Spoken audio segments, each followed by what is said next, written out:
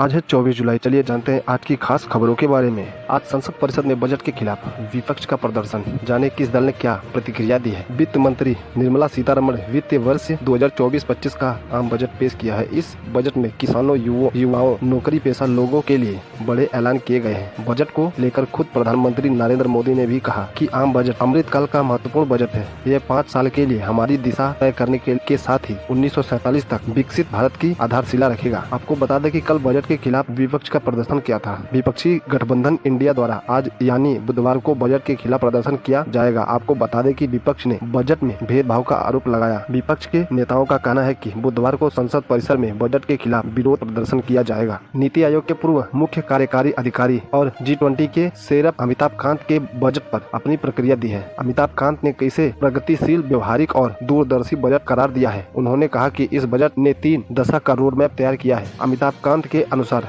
आने वाले समय में रोजगार के अवसर पैदा करने में यह बजट काफी मददगार साबित होगा। उन्होंने कहा कि अब सिर्फ किसी एक निर्धारित योजना के तहत ही नहीं बल्कि MSME, स्टार्टअप और पर्यटन के तहत भी रोजगार के अवसर उत्पन्न होंगे। केंद्रीय मंत्री JP नड्डा ने कहा कि यह बजट समावेशी विकास, सतत विकास और आर्थिक लचीलेपन को लेकर मोदी सरकार की प्रतिबद्धता को प्रदर्शित करता है। उन्होंने कहा यह बजट भारत की आकस्मिक जरूरत के साथ साथ बुनियादी ढांचे के विकास, तकनीकी नवाचार और सामाजिक कल्याण के लिए एक मजबूत ढांचा भी तैयार करता है। यह बजट पूरी तरह से समृद्ध और निष्पक्षता की ओर इशारा करता है। यह सुदृढ़ और आत्मनिर्भर भारत की दिशा में यह उल्लेखनीय कदम साबित होगा। बजट में बिहार के लिए विशेष पैकेज पर बिहार CM नीतीश कुमार ने कहा कि हम बिहार को विशेष दर्जा दिलाने के लिए हम लगातार बोलते रहे। हमने कहा था कि विशेष राज्य का दर्जा दीजिए या विशेष मदद दीजिए जिससे राज्य आगे बढ़ सके। केंद्र से अगर अतिरिक्त मदद मिलेगी तो फायदा मिलेगा। PM मोदी के अनुसार इस बजट से व्यापारियों, लघु उद्योगों को प्रगति का नया स्तर मिलेगा। बजट में उत्पादन पर भी बल है, इंफ्रास्ट्रक्चर पर भी बल है। इससे आर्थिक विकास को गति मिलेगी और गति को भी निरंतरता मिलेगी। रोजगार और स्वरोजगारों को पैदा करना हमारी सरकार की पहचान रही है। आज का बजट इसे और सुदृढ़ करता है। इस बजट में सरकार ने एम्प्लॉयमेंट लिंक्ड इंसेंटिव का ऐलान किया है। प्रधानमंत्री ने बजट 2024 को लेकर कहा कि यह शक्ति देने वाला बजट है। किसानों, युवाओं को प्रगति की राह पर ले जाने वाला बजट है। पिछले 10 वर्षों में 25 करोड़ लोग गरीबी से बाहर निकले हैं।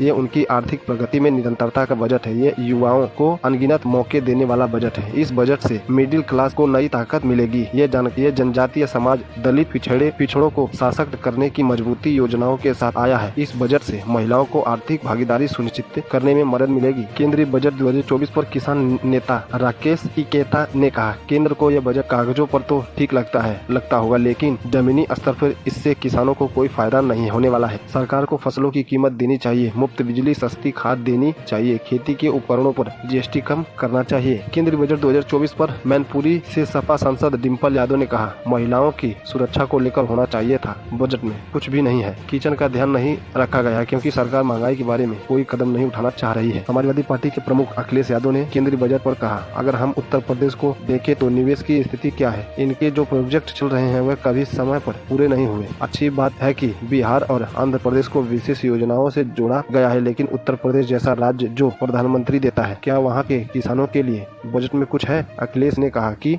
जब तक किसान और नौजवानों की पक्की नौकरी का इंतजाम नहीं होगा तब तक जनता को कोई बड़ा लाभ नहीं पहुंचेगा। इसके साथ ही कांग्रेस सांसद इमरान मसूद ने केंद्रीय बजट पर कहा, नीतीश कुमार और चंद्रबाबू नायडू से डरा हुआ बजट है। इनका अपना विजन कुछ नहीं है। बोलने को तो बहुत कुछ बोला जाता है, अब देखना होगा कि ये अमल में कैसे लाएंगे। TMC सांसद कल्याण बनर्जी ने कहा, यह कुर्सी बचाओ बजट है जो NDA में है। नीतीश कुमार और चंद्रबाबू नायडू को अपने साथ रखने के लिए यह बजट है। यह बजट देश के लिए नहीं है, बंगाल के लिए तो कुछ भी नहीं है। वे बंगाल को बर्दाश्त नहीं कर सकते, उनका बंगाल से सफाया होगा।